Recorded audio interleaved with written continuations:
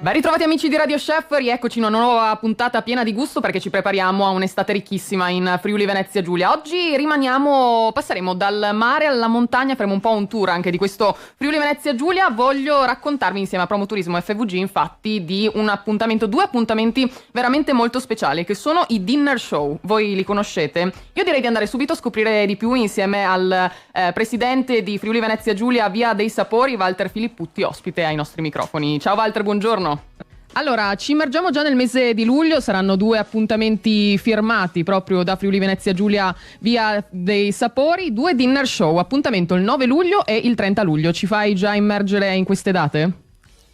Le location sono straordinarie e tra loro molto diverse. Tra l'altro il castello, siamo davanti al castello in mezzo al parco, è un panorama meraviglioso tra le vigne più importanti della regione. Tra l'altro in quel sito lì, proprio a Capriva del Friuli, è nata la grande enologia dei vini bianchi regionali nel 1970.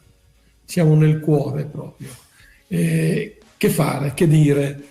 Ma noi ci proponiamo con un modello che noi stessi abbiamo come dire messo a punto o inventato, tra virgolette. Cuciniamo in diretta davanti al pubblico. Perché abbiamo capito già 25 anni fa che il racconto del cibo era necessario e che era altrettanto necessario che l'ospite attendesse un po' e potesse vedere quello che lo chef fa. Tutti i nostri chef sono stati preparati e sono molto bravi, oltre che a far da mangiare, a raccontare il cibo che fanno. Mentre lavorano, spiegano la ricetta e un loro mantra lo fanno tutta la sera a tutti i clienti che guardano, aspettano. Noi diciamo sempre, non siete come in ristorante dove dovete correre. Qui dovete sì correre, ma dovete anche fermarvi a parlare con la gente, perché è l'aspetto più interessante. Quindi sono oltre 20 ricette diverse, completamente diverse, tutte nuove, come noi presentiamo ai nostri eventi, ispirati ovviamente alla cucina d'estate.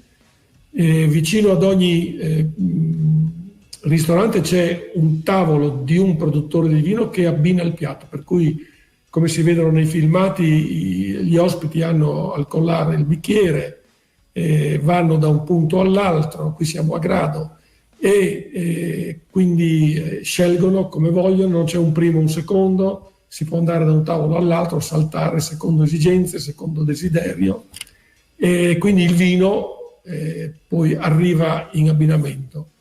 Anche perché saremo in orario tramonto, quindi veramente un grandissimo spettacolo con 14 artigiani del gusto, e sappiamo che non è facile proprio cucinare e raccontare l'esperienza. No, bisogna essere bravi chef, bisogna averli preparati, e questo l'abbiamo fatto, per cui devono assolutamente finire e preparare il piatto davanti al cliente. Certo, ci sono certi piatti come le paste e i risi che vengono fatti completamente davanti, con tutte le attrezzature del caso, altri che vengono assemblati e c'è il caldo e tutte queste cose qua. Vedete come lavora. Ecco, questo è il passaggio del vino.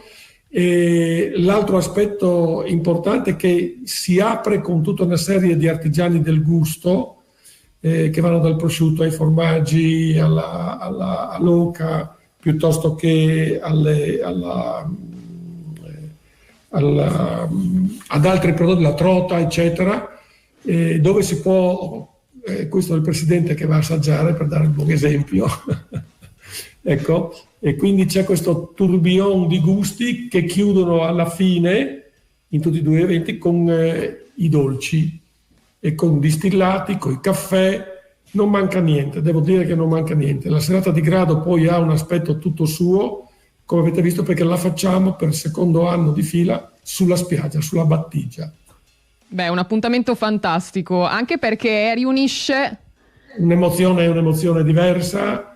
Ecco, poi un altro aspetto volevo dire, che chiediamo, non dico l'abito da sera, ma l'abito elegante. Per noi mangiare bene è anche legato a una certa forma, che non è una formalità di superficie, e molta gente a molta gente piace mettere il vestito giusto al momento giusto e non gli diamo l'occasione. A grado chiediamo la sola cosa, alle donne non venite coi tacchi se non sprofondate nella sabbia, quindi abito elegante con scarpe da ginnastica, che poi Hai fatto bene. Poi è tendenza, non fa tendenza anche, no?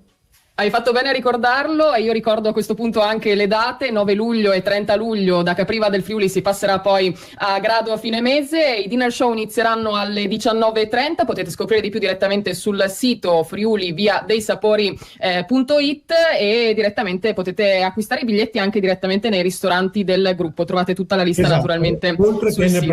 Presso il nostro ufficio. Beh, un appuntamento veramente da non perdere. Io ringrazio anche gli amici di Promoturismo FVG per averci portato in questo viaggio da Capriva del Friuli nella magica location del castello di Spessa, dove potremmo brindare insieme e gustare questi meravigliosi piatti a un favoloso tramonto di Grado. Grazie a Walter Filipputti per averci portato anche in questo viaggio. Volevo rimanere vicino al mare insieme a voi per raccontarvi anche la ricetta di questa puntata, quella vostra, dai nostri ascoltatori. Oggi arriva da Monfalcone, ce l'ha inviata Francesco Di Fiore ed è un'ottima pasta con le sarde. Questa l'andiamo a preparare oggi. Vi serviranno finocchietto selvatico, sarde fresche, mi raccomando, uva passa, pinoli, e li andate a scaldare nell'olio direttamente con un aglio. Toglierete poi l'aglio una volta dorato. Unite a questo punto le sarde insieme al finocchietto sbollentato, unite l'uva passa e i pinoli e a parte andate ad abbrustolire del pane grattugiato a bucatini al dente da cuocere in acqua salata bollente, unite al condimento e saltate la pasta. Il gioco è fatto. Un piatto facilissimo ma sicuramente di grande gusto e di grande effetto anche per i vostri ospiti, sicuramente per un'estate ricchissima di gusto, dal gusto del mare del Friuli Venezia Giulia. E ora dal mare passiamo direttamente alla montagna, perché lo sapevate che la montagna più alta dell'Austria, il Grossglockner, si trova proprio in Carinzia? Lo andiamo a scoprire oggi insieme anche agli amici di Mein Sonntag. È alto 3.798 metri ed è situato nel nord-ovest della regione, al confine con Salisburgo. È raggiungibile tramite la strada alpina del Grossglockner, appunto, che porta da Heiligenblut in Carinzia a Fusch, nel salisburghese.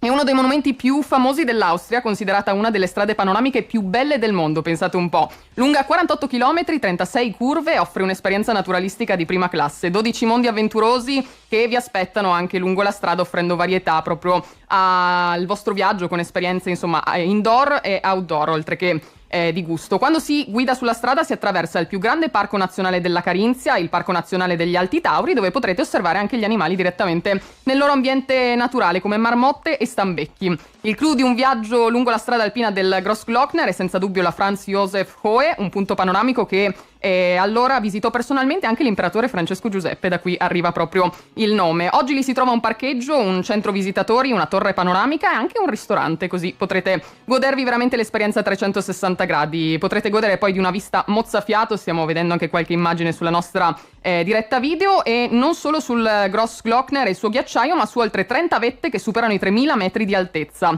La strada alpina del Grossglockner è soggetta anche a pedaggio, biglietto giornaliero per la macchina, è aperto da inizio maggio fino a inizio novembre. Trovate tutte le informazioni anche sul sito grossglockner.at, nella sezione dedicata anche alla parte italiana del sito. Un'esperienza veramente particolare da vivere. Ringrazio anche Mein Sonntag, la rivista di viaggi ed enogastronomia, che ogni settimana ci porta in Carinzia per vivere queste esperienze tra gusto e anche vista, perché bisogna veramente andare a cogliere tutti i nostri sensi, e quindi vi aspetta anche questo nuovo viaggio insieme a Radio Chef. Il nostro in viaggio invece con Radio Chef per oggi termina qui, dal mare alla montagna, ma domani ritorneremo a parlare di gusto ancora per un'estate veramente ricca in Friuli Venezia Giulia. Continuate a scriverci le vostre ricette al nostro numero WhatsApp 338 611 6060 e sul nostro sito radio.0.it trovate un ricchissimo ricettario con le vostre ricette, amici. Buon pranzo a tutti e buon gusto in Friuli Venezia Giulia.